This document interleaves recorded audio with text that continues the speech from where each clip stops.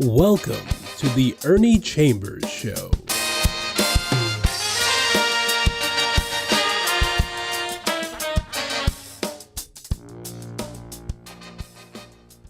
Brothers and sisters, friends, enemies, and neutrals, I'm back live. As with many things, that declaration will make some people be pleased, others will be greatly displeased. But we have to understand that things in life don't always go the way we want, nor the way we expect. So that's where the Boy Scouts motto comes in. Be prepared. No matter what happens, either we're going to face it and deal with it, we're going to duck our head and run for cover and hope that it goes by, or we'll be so much at sea that we'll behave like a dog chasing his tail. What I want to start talking about today are some things that trouble me and perhaps other people. I am now almost 77 years old. When my birthday comes in July, that will make me 77 years old, which is 87 years. One reason, even when I was younger, I had determined that I was going to live that long because Abraham Lincoln had a way of creating phraseology that was very attention-grabbing. And he started his Gettysburg Address 77 years ago. Our forefathers brought forth on this continent a new nation, conceived in liberty and dedicated to the proposition that all men, he didn't say women, are created equal, are endowed by their Creator with certain inalienable rights, among these life, liberty, and the pursuit of happiness. So I wanted to be able to say, 77 years ago, my parents brought forth on this continent a brand new baby, conceived in love and dedicated to the proposition that he would do something with his life that would justify our having gone through what it took to bring him into this world. Both of my parents have long ago left. I'm not in a position to know whether once somebody leaves here, they are conscious of what goes on. But we create our own world, we create our own universe, we create our own reality. So when I want to become whimsical and create a world, that world has as at least two of the inhabitants, my mother and my father, so that they can hear this declaration. As I said, 77 years ago, my parents brought forth on this continent a new person, conceived in love and dedicated to the proposition that he would do something worthwhile in his life that would make us proud, make us understand and feel that what it took to bring him here was not done in vain. It is difficult for us to make judgments about ourselves. And I'm going somewhere with this today, but I needed that introduction. Being 86 years old, people think that I'm too old for anything other than to be 86 years plus however many days come after that I'm walking, talking, breathing, and conscious. But it does put me in a position to be conscious of the problems that older people have in our society. And in this one, which is supposed to be a humane society, one that is concerned about those who cannot help themselves, elderly people are often given the back of the hand and pushed aside. There are not adequate services. There are not caregivers who are adequately trained. And for those who are, this state, under current Governor Pillen and others before him, would not appropriate enough money to make it feasible for competent caregivers to function. Unlike flowers, they don't live on air, sunshine, and water. They eat food and need food and nourishment just like you and me. They have bills to pay. Many times these facilities have to catch as catch can when it comes to employees. Those who would have some ability may not want to work for the minimal salary that a particular facility would give, so all they would do is make up the complement or the number of people who need to be there. I've always lived in Omaha. I've always lived on what is called the North Side. I currently live not many blocks from where I was born. I'm not going to tell you where I was born, the street. But at any rate, this is a community that is in my blood, and my blood is in this community. I got a mailing produced and sent out by an operation known as Archwell, which was to provide medical services to elderly people. Whenever something is set up in our community, I have a degree of skepticism because you know that expression, last hired, first fired? Well, in this instance, I wanted to be sure it wasn't some fly-by-night scheme that would beat people out of their money and leave them worse off than they were when they got there. So I paid them a visit. I want to get the address exactly right, but it's on 28th and Ames. It's across the street from the library up there. And when I went in, I saw a spacious facility. I didn't even know it was there. I had seen the building, but it's like passing something and you see it out of the corner of your eye, but you don't make note of it. Very well lighted, very clean. People who were extremely friendly. And I decided that this bears looking into.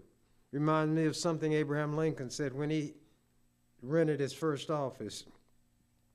He described everything about it. He said, and in one corner, there was a rat hole, which bore looking into.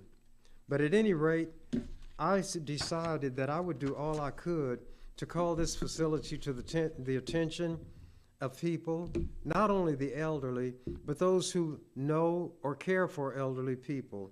So I'm going to read what they put out and not try to paraphrase. Archwell Health. Dear valued member, how do you become a member? Go up there and tell them that's what you want to be.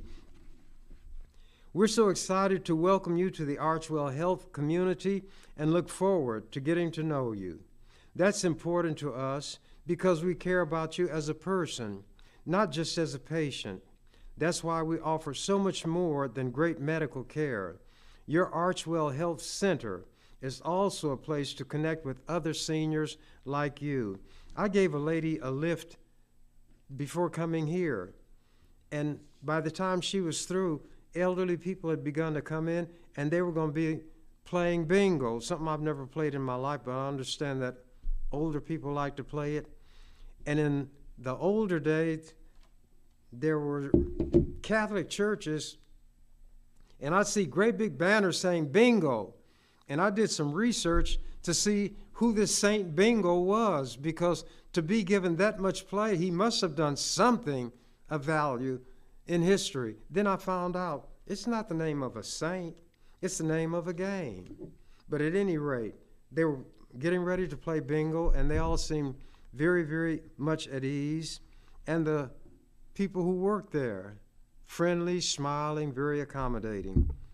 Continuing. As a member, you can count on getting the care and attention you need. Our doctors see fewer patients, so they have more time to spend with you. That way, they can really get to know you and understand your health goals. We offer same-day and telehealth appointments. We'll even help you with transportation to and from appointments if you need it. And our activity center is a great place to take a fitness class or just visit with fellow members. And I think the transportation within 50 miles of the facility. Being a member means you always know who to call first for your everyday health care concerns. Need to schedule a checkup? Have a question about your medications? Concerned about a nagging cough? That makes me think of a song. You all wouldn't know this because y'all are young, but I think the Coasters may have sung it. Get rid of that running nose, that nagging cough, that sneeze, that wheeze, and other injuries. Get the wonder drug to cure all your ills. I'll try to remember. Get Jeremiah Peabody's polyunsaturated, quick dissolving, fast acting, pleasant tasting green and purple pills. Oh yeah, little green and purple pills.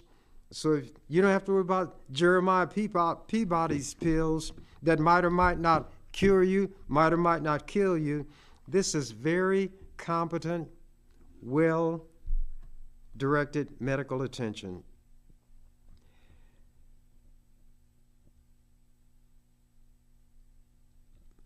At your first appointment, our goal is to learn all about your health concerns, challenges, and goals. After that, it will be important to schedule your recommended preventative health screenings. Staying up to date on your health is our best way of helping you get the most out of life. Please read through our new member materials and learn about the many benefits of Archwell Health membership. In this packet, you'll find, and there's no membership cost, our Archwell Health Center brochure, our member portal guide. If you have any questions at all, please call our office, and this is the number, 531. Some of you may have noticed that 531 is a local number. They ran out of 402 area code numbers. So this now is 531-895-7802. 531-895-7802. Thank you for choosing Archwell Health. We look forward to working with you to keep you healthy and able to live your best life. And I've never had a doctor of my own. I didn't get sick because I wanted to see just how this service would be provided people. I submitted myself to an examination. They took my blood pressure, and naturally there were people in the room, assistants and so forth. And as they looked, they kind of looked at each other and gave me the reading. And they told me what it was, numbers over such and such. I said, well, is that a good reading? They said, good. It's perfect. I wish my blood pressure reading was like that. Well, with the pressures that sometimes, are brought to bear on me, I just thought my blood pressure might be sky high, but it wasn't. The general examination came out very well. I told people at the place that I don't want to slip into dementia, but I think that might be what's happening to me. I forget things. They said, like what? I said, they're the names of old-time actors and actresses I used to could come up with immediately. Some from that era I can, but others I can't remember. And they kind of chuckled, does it make any difference in your life? I said, not living day to day, but I'm just wondering if maybe some of my brain cells are falling and failing on me. I have a way of remembering things. If I have several items, I will create a sentence that includes all of them in a given order, or the first letter of each word and produce a word. Just different ways that I can remember things, and everybody might do that. So they gave me 3 words, unconnected, unrelated: banana, chair, sunrise. And we talked a while. Then they said, What are those three words? I said, banana, chair, sunrise. They said, well, nothing's wrong with your memory. I said, well, maybe I cheated. They said, what do you mean? I said, the banana sat in a chair and watched the sun rise. That's why I put it in my mind so I could remember. And they said, however you remember things, if you remember, and if you can remember what you gave yourself to remember, you don't have that problem. They didn't seem upset. They didn't seem anxious. They didn't rush. There were other situations that I discussed with them, like my cholesterol. There's good cholesterol, bad cholesterol. I don't know one from the other. But if you got the bad cholesterol, that's not good for you. So I had a reading taken on that. And it's slightly high, so I got a prescription, which is the first prescription I ever had in my life. Oh, one other time, many moons ago, many years ago, when I was a young lad and a freshman at Tech High School, which no longer exists as a school, the building is there, I played football, and I played on the line. And nobody was much bigger than anybody else in those days, so you didn't have to be huge. And this one guy, when he was trying to come through the line, I wanted to block him, and his knee came up and hit me in my nose. It started bleeding profusely. We were allowed to take home our jerseys, and I had a green one.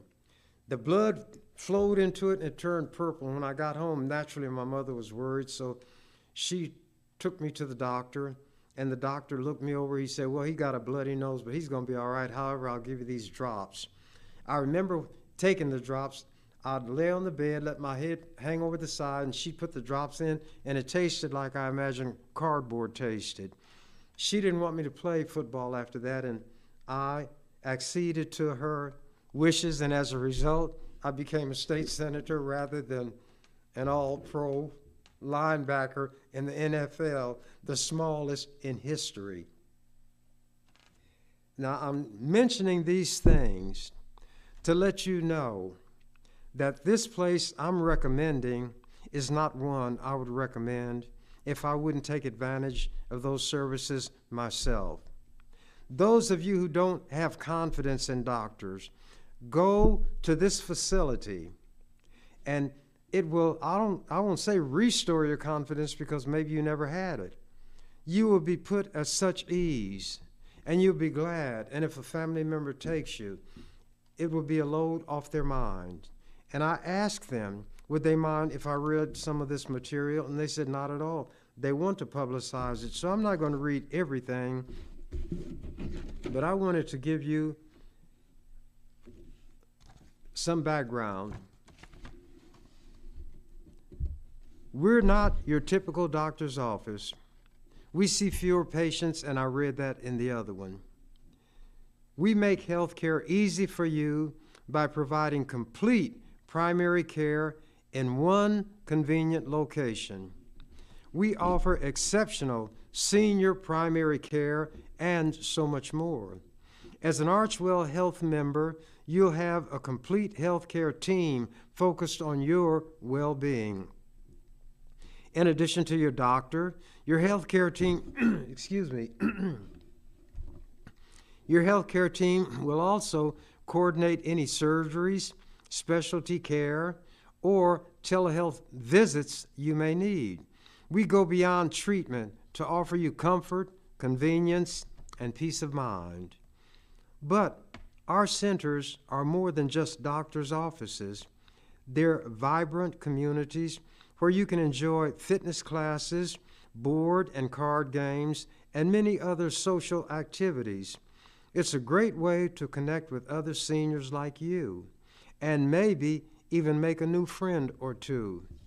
Becoming a member is as easy as 1, 2, 3. Step 1, schedule a new member appointment. Now, the presumption is that everybody uses what I call the gadget, the computer. I don't use it to this day, but I managed to get where I need to go on time. But I'm going to read what they put. Visit Archwell Health, 3 words, ARCHWELL, Health, HEALTH, naturally, .com/live well. The word live is capitalized and the word well is capitalized. Or call to schedule a new member appointment. You're also welcome to drop by for a tour. Step 2. Attend your new member appointment.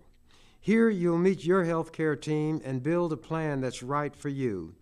Be sure to arrive 15 minutes before your appointment time. Bring your medications, your insurance card, a photo ID, and a list of your previous doctors. And if you don't have all of these things, go anyway. You can get help on anything that you need. Step 3. Schedule regular wellness visits. Wellness visits are a vital part of a successful care plan. In addition to regular checkups and labs, wellness means taking preventative steps like exercising and eating a healthy diet so that you can keep doing the things you love. Come see how we're changing senior primary care at Archwell Health. Caring makes all the difference. And I want to see if I've got the exact address. But anyway, it's across the street coming east on 30th, from 30th. East of the library, you'll see the building. Go there. Tell them Ernie Chambers sent you. People have a way of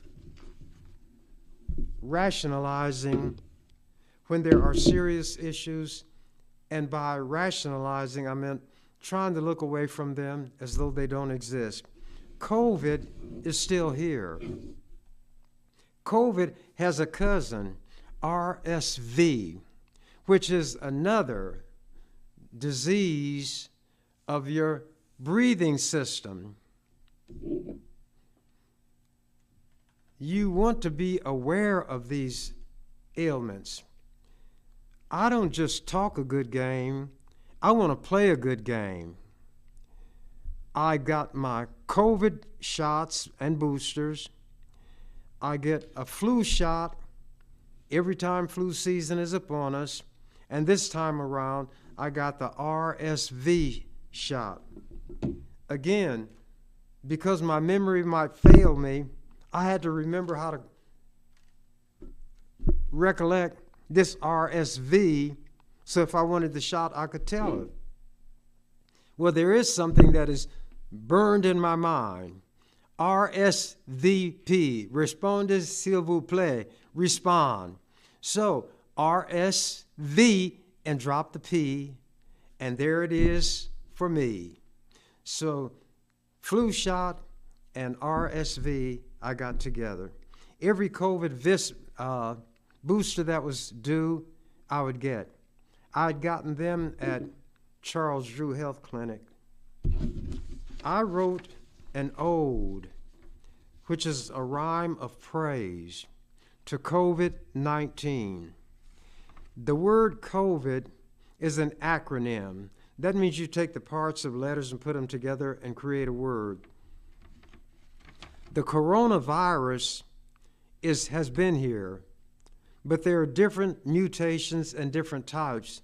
So CO is the coronas, is for corona. The VI is for virus. COVID, COVID would be coronavirus, and the D stands for disease. So COVID is the acronym for coronavirus disease and the -19 of 2019. And that's how they identify it. Here it is. I name things. Cyrus the virus, extremely desirous of raging like uncontrolled fire.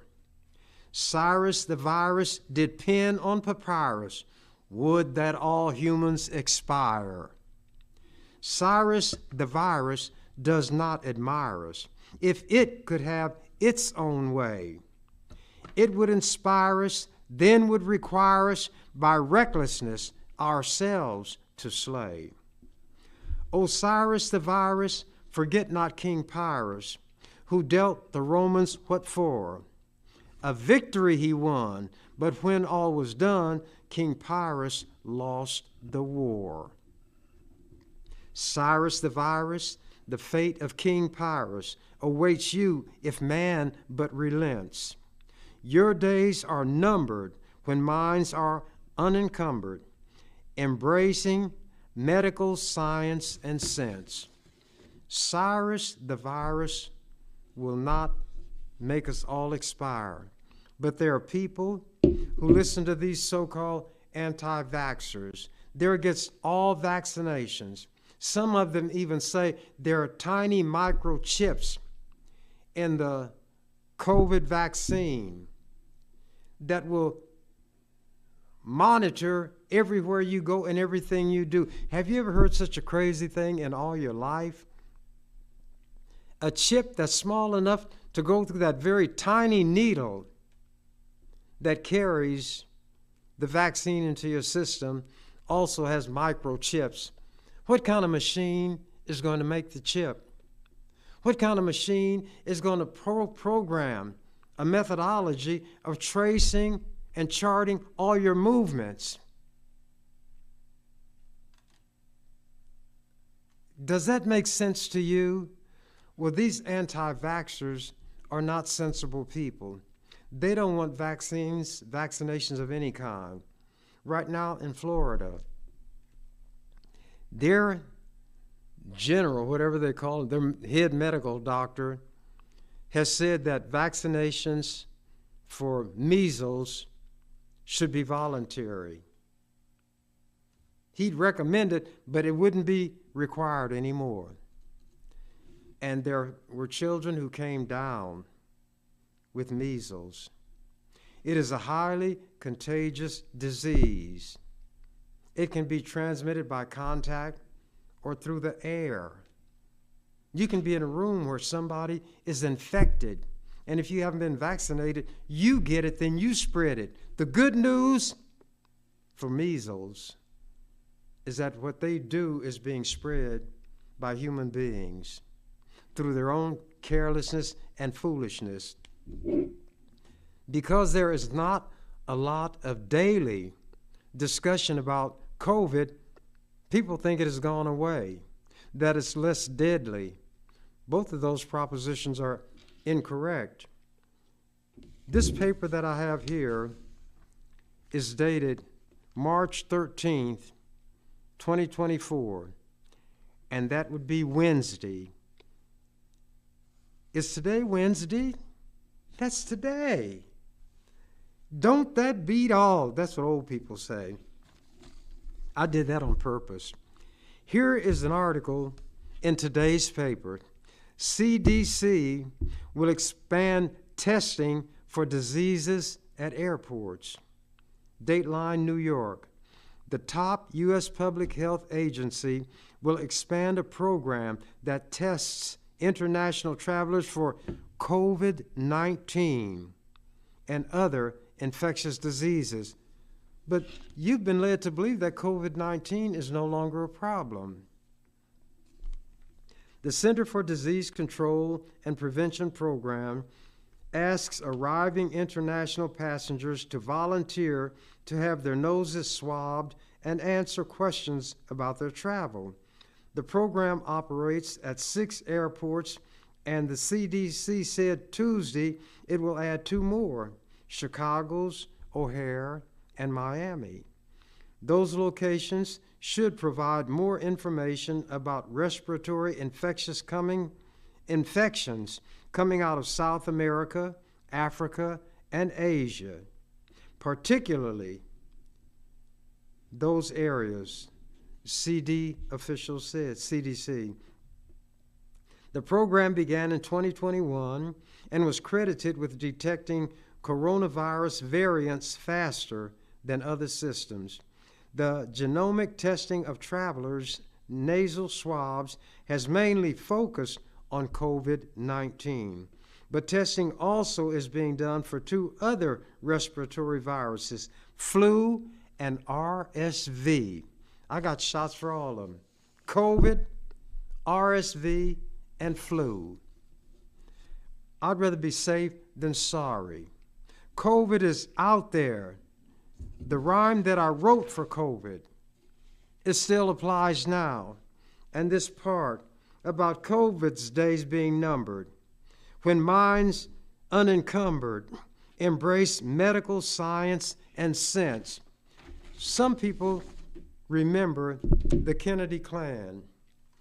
JFK, John Fitzgerald Kennedy, was president. He was assassinated. While president, he appointed his younger brother, Robert Francis Kennedy, Attorney General. So there's JFK, RFK. Robert was assassinated also. He had a son. His name is Robert F. Kennedy Jr., and he went haywire someplace, and he is now what's known as an anti-vaxxer. He is against people being vaccinated. He is going to run as a third-party candidate for President of the United States. To show what an idiot he is, two people are being considered by him to be his vice presidential running mate. One is Aaron. He was the quarterback for Green Bay. I can never think of his name. That's dementia sneaking up on me. And then this guy who was the wrestler, who through some quirk became the governor of Minnesota. These could be called the three fools or the three stooges, but there are people who will follow what they say. I'm going to read something that I had written a few months ago. It appeared in a column called Midland's Voices in the Omaha World Herald. Headline, Irresponsible Anti-Vax Claims Mislead Black Nebraskans. I love my people. How can I not help but it? When I am of them, they are of me, we are of one blood. But in reality, all human beings who live now, ever have lived, or will live, based on the Bible, of one blood are all nations. Therefore, we can give an answer to the question that Cain put to God when there were only 4 people on the earth: Mother Eve, Father Adam, Cain, and Abel. And one of them was a murderer and one was a victim. And for some reason, Cain fell out with Abel and smashed his brains out. And when God came through the Garden of Eden where the 4 of them lived, asked Cain, "Where's your brother?" Cain got a sneering look on his face. God's supposed to know everything. So he put a question back to God. He answered a question with a question. Am I my brother's keeper? God did not answer the question. No verse anywhere in the Bible directly answers that question. When I was young, I was raised in a religious straitjacket, so to speak. Not S-T-R-A-I-G-H-T, a straight line. S-T-R-A-I-T, a straight, which means it doesn't have any sleeves on it, and they tie a belt in your back, around the back, so you can't do anything. Raised in a religious straitjacket. I was always studious. I had trouble recognizing my letters when I was young, so I studied them. I mastered them. And to show you how dementia is getting me and how it turns me around. You all say A, B, C, D, E, F, G, H, I, J, K, L, M, N, O, P, Q, R, S, T, U, V, W, X, Y, and Z. But I remembered them. I think I got them right. But being messed up like I am, I'm backward. Z, Y, X, W, V, U, T, S, R, Q, P, O, N, M, L, K, J, I, G, F, D, C, B, A. I say it backwards. So maybe dementia hasn't got me completely. But at any rate, that question was not answered. But there was a verse, and I cited it, of one nation, of one blood are all nations of man.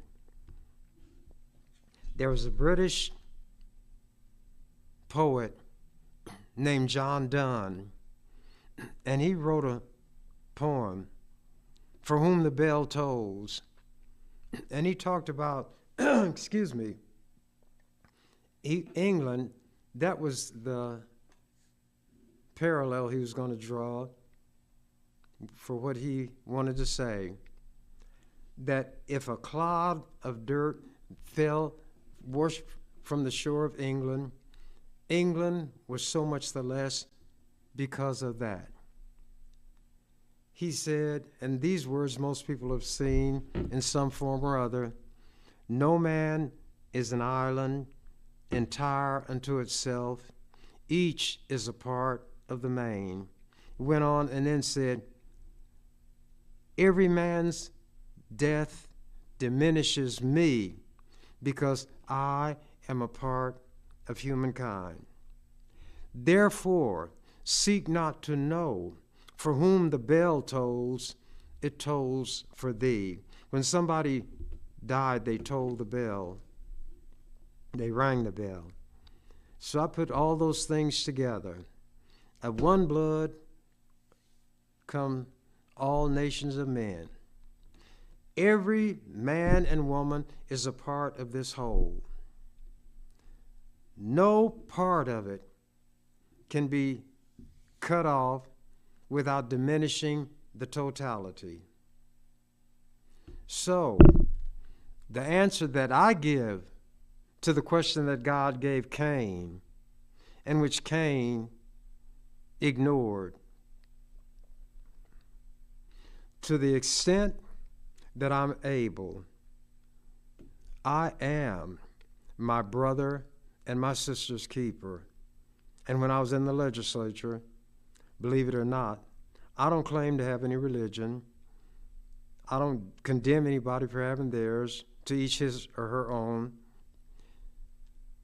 Anytime somebody had a problem, when they were mistreated or misused, especially by the government, whether it was at the hands of the governor, the attorney general, the court, a specific judge, I would immediately get on the case. And I was known for that. And some people ask me, how in the world are you going to talk about how racist these white people are? They still deprive us of our rights. Then you turn around and help them. I say, well, to my knowledge, none of those I've helped are the ones who are consciously and deliberately doing this. But what difference would it make to me if when I put my hand up and gave that affirmation that I would carry out the duties of this job to the best of my ability? I don't swear. It goes back maybe to my religious roots.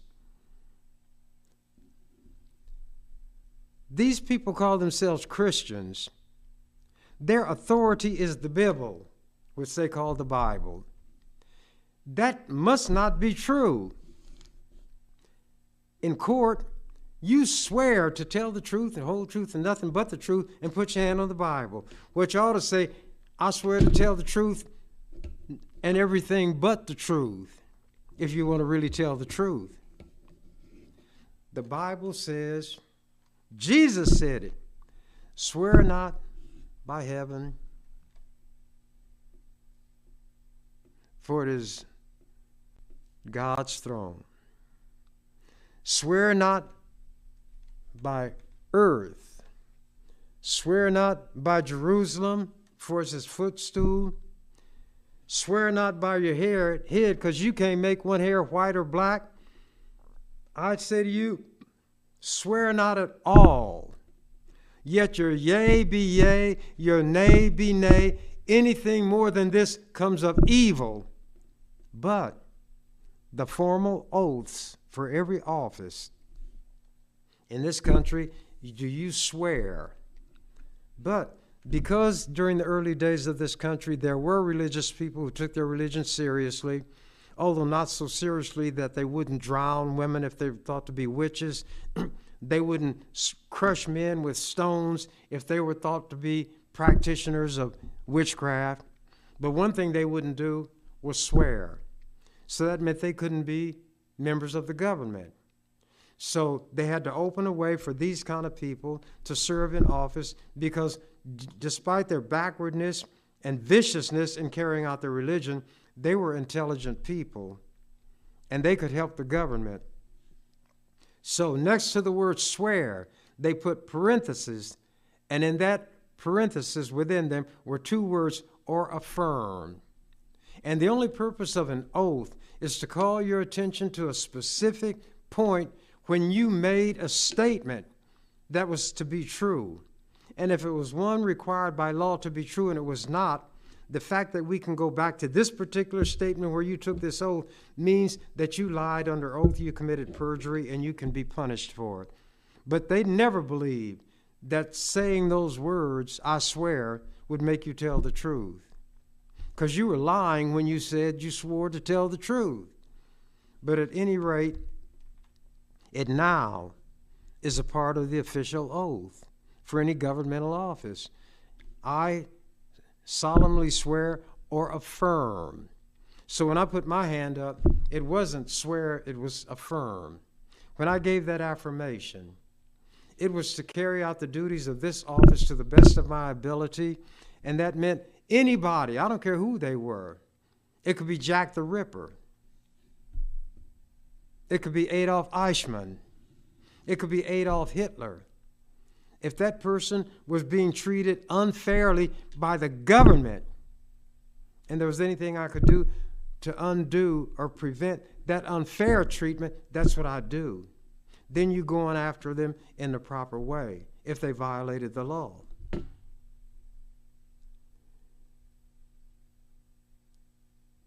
I have my own way of looking at life and living it, and other people do too.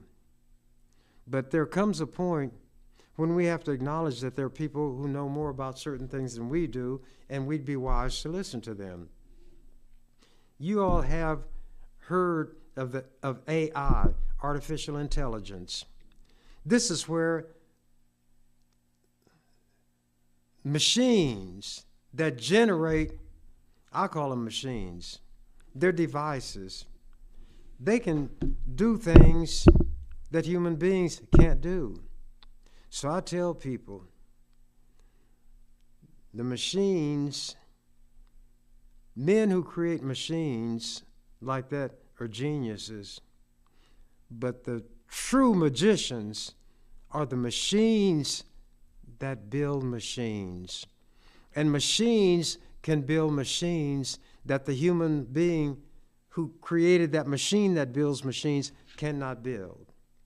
And now they're worried about what this artificial intelligence will do.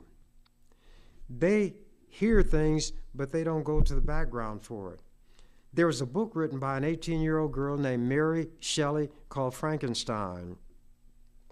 People think that because of what they've seen in the movie, especially with Boris Karloff stumbling and got his hands out in front, strong as an ox and deadly. Frankenstein was the name of the doctor, Victor Frankenstein. He wanted to use electricity to bring life into dead tissue. So he constructed a body, put a brain in it, used electricity, and brought the creature alive. People called it a creature, but he was given a name. Guess what his name was? What was the name of the first man? Adam. The name of this person that Dr. Frankenstein, Victor Frankenstein, created was Adam. I deliberately went on that path, and I'm going to finish it. But I want to go back to the Garden of Eden. Let me finish Frankenstein first. He was very big, about 8 feet tall, and he had scars where he'd been stitched together. His lips were black because blood wasn't flowing like it ordinarily should. He was very intelligent. He could speak several languages. He could read, but he was ugly. A little girl had been drowned, and he brought the body, and people looked, and because of him, they jumped to a conclusion that he had killed the little girl, and they attacked him. He said, "Beware, lest you make me the monster that you say that I am." But he couldn't be around human beings anymore after that, and he knew it. So he went to Dr. Frankenstein. He said, "The worst thing you did to me, the greatest injustice you committed against me, was that you made me conscious of myself. You made me aware that I exist, and I am also able to see the horror that people experience at the mere sight of me. And when I had been chased and was tired, thirsty, I came to a stream. The water was placid. It was like a looking glass. And when I bent over the bank to drink, for the first time, I saw what I looked like. And I knew why people were horrified." He said, "What I want you to do is make me a mate. You were unfair to me." And his voice choked. I might be able to duplicate it, but I'm not going to try. He said, "Everything has a mate. Every animal of every kind and variety has a mate. Even Satan, Lucifer, when he rebelled against God and was thrown out of heaven, there were angels that accompanied him. Everything on this earth has a mate except me. I want you to make me a mate." So to make the story, long story short, Dr. Frankenstein made him a mate, but then he said, "This man is so powerful, if I had another one, the two of them could take over the world." Remember, this is a story written by an 18-year-old girl. They couldn't do it. So he destroyed what he had made. And the monster saw him destroyed because he'd been watching him, and he was furious, and he told the doctor that he was going to track him down. He'd make him miserable. And it would come to him on his wedding night. So Dr. Frankenstein did get married, and he thought that the monster was going to kill him. Then he heard this blood-curdling scream, and he had miscalculated. The monster meant he'd kill his wife, which was done. He killed Frankenstein's wife. Then the rest of the story was the doctor trying to track the monster down, and the monster was playing cat and mouse with him. But that young girl at 18 years old put a profound statement in that monster's mouth. And people haven't read this book. They go by the show, and the words are not there. But that monster looked at the doctor. He said, "You are my creator, but I am your master." Artificial intelligence is going to tell these human beings, "You are my creator, but I am your master. And don't you ever forget it." My time has run out, and there are a few things that I wanted to be sure and get to. But when you do as I do, and you're not tied to a script, you go here, there, and everywhere, just like water. If there's not some impediment, it'll just keep spreading. That's why they build dams, dikes, and whatnot to keep the water under control. I'm going to be doing these programs, and I will stray from my topic from time to time. Because when I do these, I'm talking in my mind to people. Maybe there's only one person, maybe none, but I don't know. But if there is only one, if there are some, I want to show the regard and respect for you that I have, even if you disagree with everything I said. I'll take seriously your ability to think and reason, and although you cannot talk back to me, I will, to the best of my ability, make clear what I'm trying to get at. Now I'm going to say something real quick. If there are only 4 people on the earth, Adam and Eve, Cain and Abel, then there were 3 when Cain killed Abel, and he said, people say you have the death penalty because God said, if man sheds blood, by man's hand shall his blood be shed. Cain told God, when God told him, you're out of the garden, get out of here. Cain said, every man's hand will be raised against me. I cannot go anywhere without people being against me and killing me. So God put a mark on him. Why? So that nobody would raise his hand against Cain. Now here's the question. Where did all these other people come from who would be raising their hand against Cain when there were only 3 people left on the earth, Adam and Eve and Cain? If Cain was driven out of the garden, by the time, if Adam and Eve had other children, by the time they became adults, they couldn't do anything to Cain. But Cain went to another place and took a wife. So even the Bible is flawed, but people don't read it that way for themselves. They listen to what people tell them. So there may have been more than one creation, the one that the Holy Bible talks about, and then another creation that it does not mention in detail, but it lets you know there was a second creation, because God created other human beings, and from one of those other creations, Cain took a wife. Y'all don't think about that, do you? Because we're not taught to think. We're taught to parrot. Give back what people put in our head.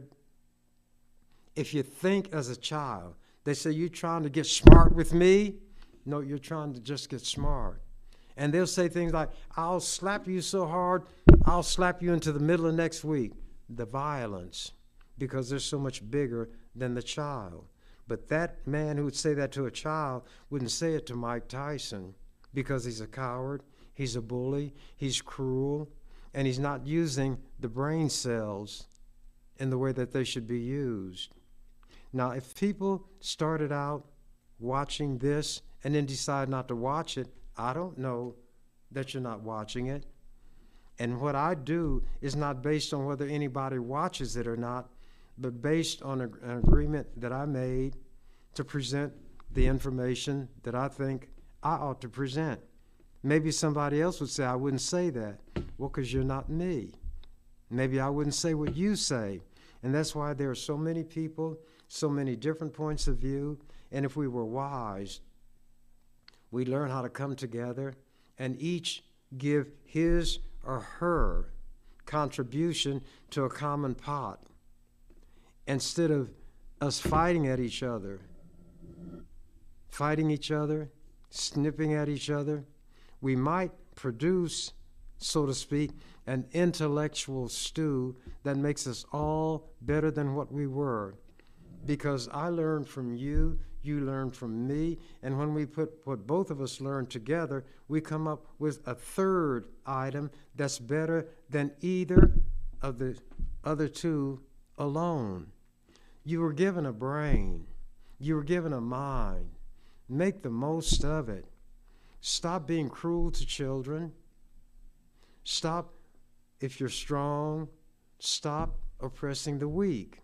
If you're weak but cunning, don't be a trickster.